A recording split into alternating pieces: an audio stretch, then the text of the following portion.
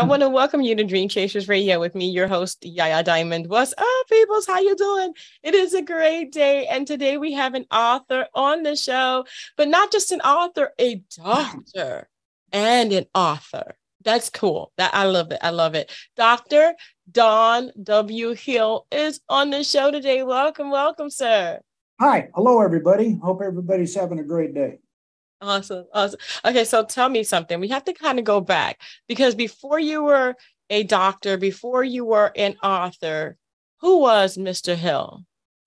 Well, I was born in Houston back in 1957 and spent my formative years there. My childhood was tough. My dad died when I was very young, and I dropped a whole socioeconomic status as most people do when they lose a parent. And I went from being middle class to being poor real quick. And but nonetheless, my mom struggled at work as a nurse, and she was able to provide an excellent education opportunity for my brother and I. And I went to all boys parochial high school in Houston, and went on to Trinity University in San Antonio, where I got a bachelor degree in biology and subsequently got admitted to medical school at the University of Texas Medical School at Houston, graduating in 1982. And from there, I did my postgraduate training at the University of New Mexico in Albuquerque and getting a specialty training in both internal medicine and hematology oncology. And I've been in practice since 1987. So I'm in my 35th plus year of doing this line of work. And I got into writing mostly as a cathartic experience. In my practice of medicine, I saw many strange and disturbing things that collectively would maybe make a collection of peculiar or interesting short stories. But this kind of came to fruition as a set of novels called the DNR Trilogy. Oh, it's not the formulation of the idea started about 10 years ago. I was at American Society of Clinical Oncology meeting a good decade ago in Florida. And to be frank with you, I was in the wrong place at the wrong time. I overheard a conversation that I should not have been privy to. There were two women talking about an evil event that occurred in the hospital. And they were not aware that I was eavesdropping on their private conversation from the other side of a curtain. And they were actually talking about a dreadful event where a murder had occurred in the hospital. Now, I'm not sure where this occurred, but I suspect it was somewhere in the South. I'm guessing Florida, but that's only a guess on my part. And this must have occurred around 1980 or 1981 by the terminology that was being used. There was apparently a man in prison as a serial killer.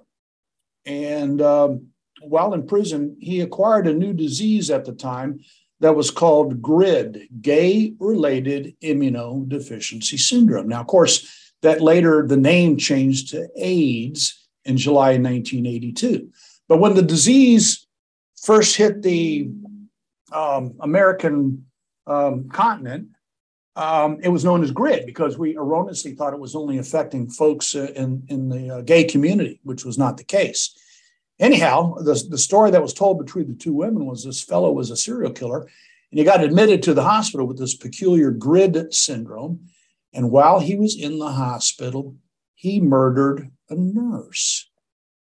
And nothing happened because he was already sentenced to prison for life. So there was no further trial, there was no further ramifications, and the guy was just sent back to prison.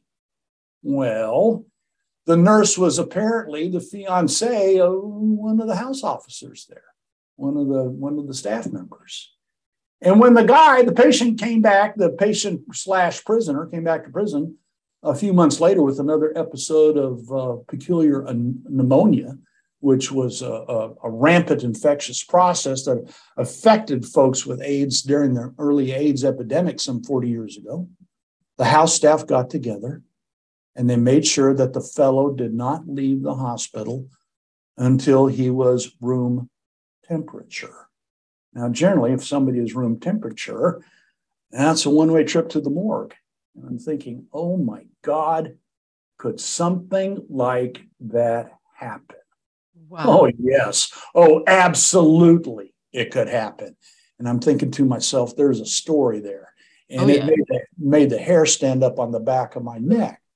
And I crafted a tale of a fictional medical student going to medical school in a fictional medical school in Houston in the early 1980s. And he becomes dehumanized by the brutality that he sees. He sees humans preying upon each other in a predatory manner. He's witness to brutality from his educators. And he goes to a medical school that has a militaristic attitude towards the education of young students. And as he becomes dehumanized, he takes on the persona of a vigilante. And he actually orchestrates the murder of a patient in the hospital based on the story that I'd overheard. And so that's the nature of the trilogy.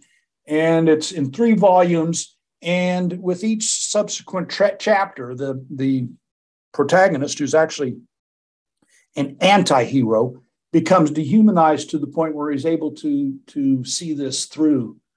Of course, there's, you can't end a story just on a dark note. There is what I hope is redemption and salvation at the end. At the end of his life and end of his career, he reflects back on what he had done and realizes that perhaps he had acted inappropriately as a judge, jury, and executioner. And at the end of the storyline, he elects to turn himself in for the crime that had been committed years ago. So people have read it, have found it to be a very disturbing and unsettling story, and it's meant to be that way. It's meant to be. It's not a warm and fuzzy story at all. There are moments of humor infused into it, but it's meant to be an indictment on what medical training was like some 40 years ago, and also an indictment of our criminal justice system and its failings. Yeah. That's crazy. No, I hope people who read it they get something out of it. There's multiple characters. It's a complex story, and it's a dark tale, and it takes folks down a dark path. I have always thought that something like that could happen at a hospital, but I never thought it actually happened at a hospital. That's crazy. Yeah, I think it happened. The women who are talking, they spoke of the event with such conviction. Have no doubt that what had transpired was an honest event. That's crazy. Yeah, amen. That's absolutely crazy. So your book is based on it, but not the exact story, but based on it. Yeah, when people read it, I'll confess that 90% of what they read as the clinical vignettes and the crazy stuff that happened, it happened. 10% has been fictionalized, but when they see crazy things happen and the brutality that's going on, that's based on things that by and large I actually witnessed. No. And I mean, okay. I'm a wuss. Okay. Stuff like this really freaks me out because I'm the kind of person well, that could really happen. Okay, so then I won't go to the hospital ever again. I don't know about that. I think as long as you're not a serial killer, I'm good. But you don't understand. They could get me mixed up with somebody else. I mean, you look just like that person down the hall. No, I don't look like the person down the hall. Yeah, I guess we all should be prized as that as a possibility. Yeah. And the undercurrent theme is of this fictional medical school is that they're entrenched in the system as something that is known but not spoken amongst the students and the house staff and the educators, is that there is what they call a clinical justice system, where sometimes The medical staff has to step up and, be the jury. Oh my gosh. Yeah. So it's out there. Just something to know. Oh my gosh. You have scared the EBGBs out of me. Well, good. Well, Oh good. my gosh. Okay. So the reason that, okay, so you're a doctor. Yes, Okay. ma'am. Literally, did this help you to write this book? Like, did you put real medical terms in this book? Absolutely. In fact, it's chock full of medical terms. Oh my God. I put in a glossary of medical terms at the end of each of the volumes in the trilogy, so people knew what was going on. I tried to infuse as much realism as I possibly could with medical detail and medical events as they would occur at the time in the historical time frame in which it was written and reflects upon. Oh my gosh, you have scared me beyond scared now. I'm like thinking you can't get sick anymore. Yeah. And if you do, you better be so nice. Be like, I love your outfit and your scrubs. I mean, Yeah, be pleasant, right? oh my I gosh. hope I'm your home not a life mean is person. nice. Huh? I said, and ma'am, I hope your home life is nice. And I hope the doctors Yeah. are having a good day. And, There you go. what Yep, else yep, can yep. you do? No, let me tell you, I'm not a mean person, but it's just like you have to be like extra, like, oh my gosh, I'm just freaking out right now. So, okay, so you wrote the book, 90% is based on just the story that you heard, and the 10% is fictional. But then you put real Well, medical terms in there. 90% is based on clinical things that I had seen and Okay, I witnessed got you. over my entire career. Oh, okay, And, okay. and That's even scarier. I distilled it down to a 2-year period. No, that's even I scarier. saw I've met all kinds of terrible people in this line of work. I remember one guy who was brought in from the prison system I saw, who lunged at me and attempted to strangle me. I fictionalized it, but I included that in the story, and I did a compression of the time frame over a 2-year period to give salience and substance as to why the protagonist deteriorated and lost his humanity because of what he had experienced. No, let me ask you one question. I know this question is going through a lot of my listeners' minds right now. Okay. Could there really be vampires? Let's talk about Vampiro. Yeah. That's your other book, right? When I completed the DNR trilogy, a friend of mine had read it.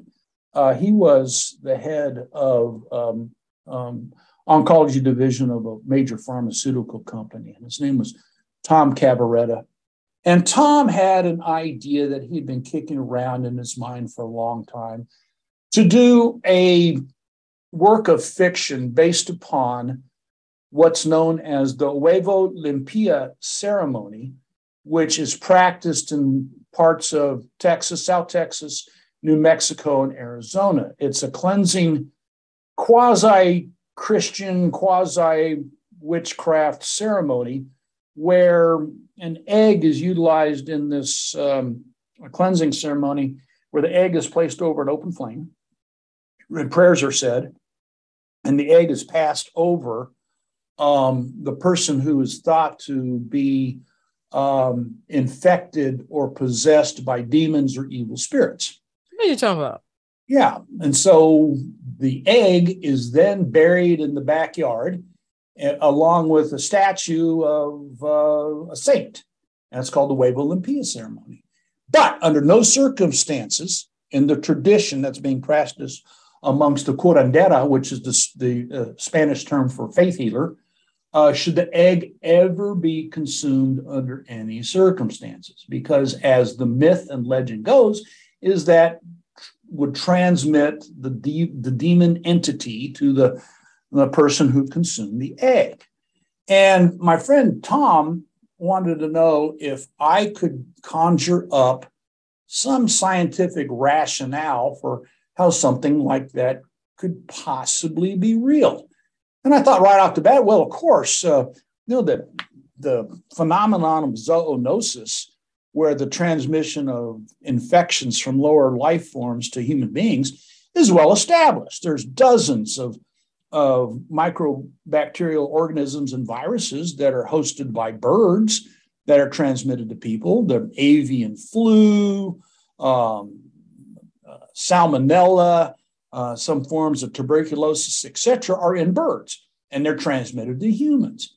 So I'm thinking, well, gosh, if the curandera in the ceremony of the Huevo Limpia, who's trying to do a, quote, cleansing ceremony, unquote, upon an individual, utilizes an egg, it would make sense that they wouldn't want to eat the dadgum egg if it's contaminated with something. And so we kicked around the idea, how could we make this a realistic work of fiction to incorporate the concept of human vampirism as a virus that pops up every 20 or 30 years in the human population and then magically dies back down. And a perfect example of that would be the organism Yersinia pestis, which causes the plague. It pops up in New Mexico about once every 10, 20 years. You'll see a brief outbreak. A bunch of people can come down with the plague and they die from it. And then the infection falls back into its animal host, which are probably small mammals or birds, and hides for decades until it shows back up again. And so this was the concept of the whole idea. And to be frank with you, I really didn't want to do it. I told Tom I didn't like science fiction. I don't like monsters. I don't like vampires. I don't like blood-sucking mosquitoes, much less the concept of a creature that's lurking about in the darkness waiting to pounce on you and suck the blood out of your neck. But Tom convinced me that I needed to get on board and asked me if I could do the scientific background. And I thought, well, okay, well, if we can come up with maybe an idea of a retrovirus that fires up the pluripotent stem cells in a person's bone marrow, and it allows for rapid healing, but somehow blocks the production of normal red cells in a person. Yeah, theoretically, something like human vampirism, I guess, could theoretically evolve as an illness over time. And so we started the story, and it came out to be surprisingly entertaining. I thought Tom and I did a good job. Wow. We got through the first 2 volumes, and in the spring of the year 2020, Tom and I were started to do research to wrap up the trilogy and to put it to bed with the 3rd and final volume. And then my friend Tom decides to up and die. Tom wasn't like me. Tom was an athlete. Tom was buff. He had no body fat. He exercised like crazy. He didn't smoke or drink or screw around. He's the kind of guy to tell his wife, Marcy, hey, Marcy, I'm going to get on my bike. I'm going to ride to Canada. I'll be back in a couple of days. And that kind of stuff. You know, the guy was just, in crazy good shape. Well, with the onset of this COVID mess, he came down with an acute febrile illness and was dead in a couple of days. And, I didn't know what was going on. I kept calling Tom and getting no answer. I emailed him. And finally, a couple of weeks after he died, I finally got an email from his wife. Of course, she was obviously devastated and said, Don, I got bad news. Tom died. He just up and died and had an acute febrile illness and kicked the bucket, and presumably from COVID of all damn things. And I was devastated. I thought, well, God almighty, Tom and I would feed off each other on the creation of this tale. I'd come up with a crazy idea. Tom would take it to another level and throw it back at me. And then I'd come up with an even crazier idea. And so the ideas would feed on each other. We bounce ideas off each other to help create the story. And I lost this bit of inspiration, but I had to put my nose to the grindstone in dedication to Tom, who I hope is still looking down upon me and had inspired me to finish it. And somehow I was able to finish the 3rd volume by December of the year 2020. In fact, it was December the 7th. I remember exactly when I wrote the end at the end of the novel. And to be frank with you, I hope someday it becomes a commercial success, because the arrangement that I had with Tom was based on a gentleman's handshake. I told him that whatever profits came, from this, that I would share with him. We had no contract. We just had a handshake, Marcy was left with 2 kids, and I got to make good on that. If I make any money on this dadgum economic venture, I hope to share it with them someday. So Definitely. That's what drove me to finish it, because when Tom passed away, I said, well, hell, that's it. I don't want to do this anymore.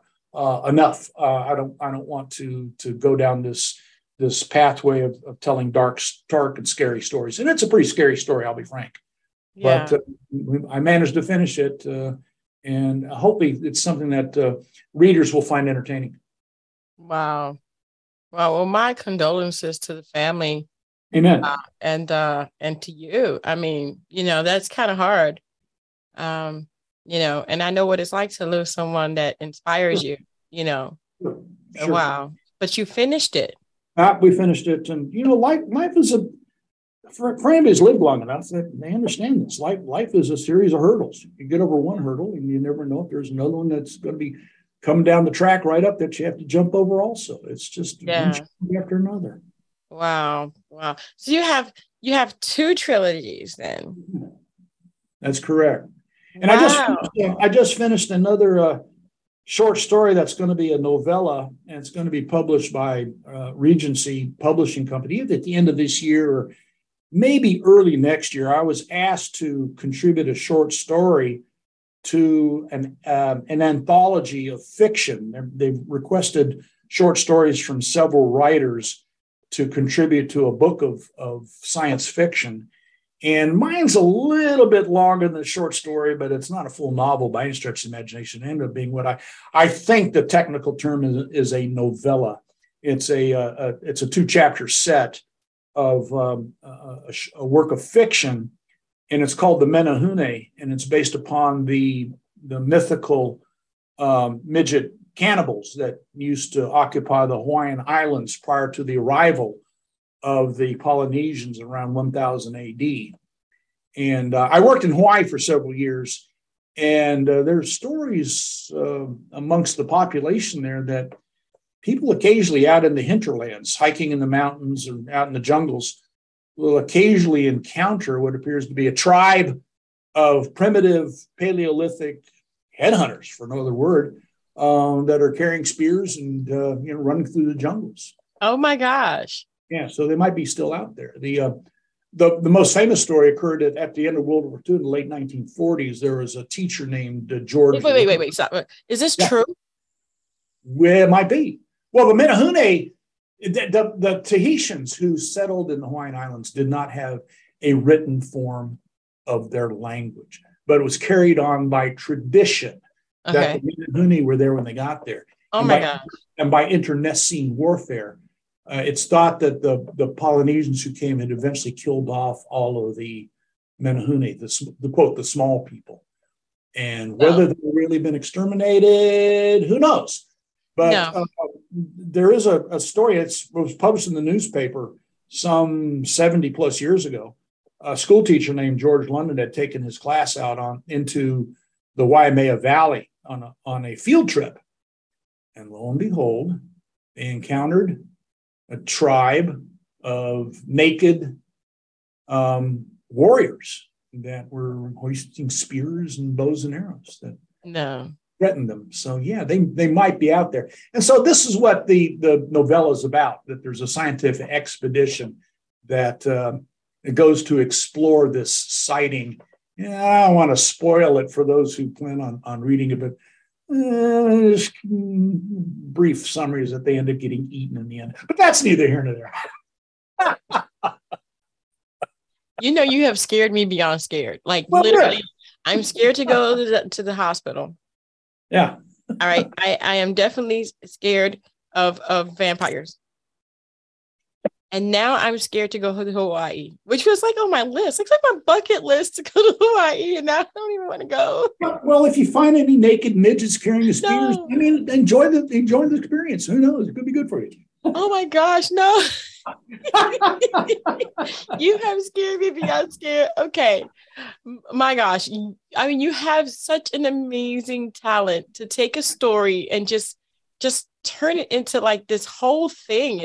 This is just amazing to me. I mean, how did you discover that? Well, it's hard to say. I did well in creative writing in school, and I'd been published before, but with scientific articles and medical publications. I'd never worked on any fiction prior to 2017 when I started the DNR project.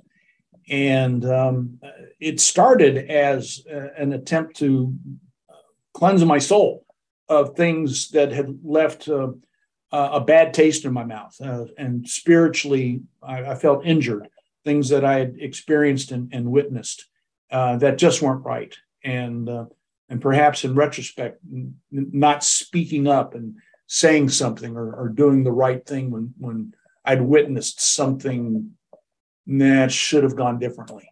And guilt accumulates in one when deeds that were done or deeds left undone. You dwell on them and you realize that you could have been a better human, could have responded in a more appropriate fashion based on Judeo-Christian principles of how things should have gone better. Yeah. And that leaves one with a sense of unfinished business. So that's how this whole writing thing had started. My gosh. Where can people find your books now? And then, of course, I'm sorry. Yeah, Amazon is a good place. If you look up DNR, the DNR trilogy, and Vampiro, you can easily find both of the trilogies that I've written. And as I said, the short story, the novella about the Menehune warriors in the Hawaiian Islands, that I don't know when that is going to reach the market. I'm guessing it'll be at the end of the year, maybe beginning of next. Okay. Well, I'm not going to read any of those right now because I'm too scared to do anything. I probably get it later after I calm down a little bit. I might read it, but then I'm going to be scared again. Well, I have in the introduction of DNR. I do admit that people who do read it will find the stories disturbing and unsettling. And my suggestion is that when it happens, either go outside and get some fresh air, maybe take a hot shower, and it might help. But then again, it might not. There's like an eerie silence going on right now. Yeah, no. I'm just the worst. You guys, if you love stuff like this, because to me, because he's a doctor, Dr. Hill, you're a doctor. You have gone through so many different things. Your credibility on the subjects that these things just might be possible, at least for some of them, is just scary enough for me to say I'm good. Well, I'll be honest, it scares me too. You're scared too? Yeah, I was. I was in a dark place when I wrote DNR. To conjure up the things that I had experienced. There were things that I brought back to my memory that I had buried, and I put in a jar of what I call a jar of moral decay, and I had screwed the lid down tight. And when I opened up that jar to sift through it, there were things in there that came back and said, "Oh, I remember that." Oh my gosh. Yeah. So. Yeah. No. That's super creepy. Super creepy. Yeah, I agree. Yeah, I'm done. All right. You got me. You guys, I'm going to have all of that information about the doctor's books in the description box below. And if you love stuff like that, that's so close to real. If not, it could be just as real. It's around the corner. Yep. You have got to check this out. You got to. If you like stuff like that, definitely it will be in our book club as well. Yeah, I'm done. Doctor, thank you so much for being on the show. And I enjoyed it. I'm glad we had a chance to chat, and hope folks have a better insight as to who I am and what my stories are about. And if they get into it, I hope they find it entertaining, or at least, in the very least, thought-provoking. Definitely. Well, Dr. Hill, thank you so much. God bless you. I'm going outside to go take a breather. I need some fresh air. Good. All right. Thank you. Listen, take care. I enjoyed the interview. Thank Goodbye, you. everybody. Thank you guys. And thank you, doctor, for being on the show. And until next time, don't forget to be dare to be different and be nice. Be nice Amen. to your doctors and your Amen. nurses in the All right. hospital. Definitely.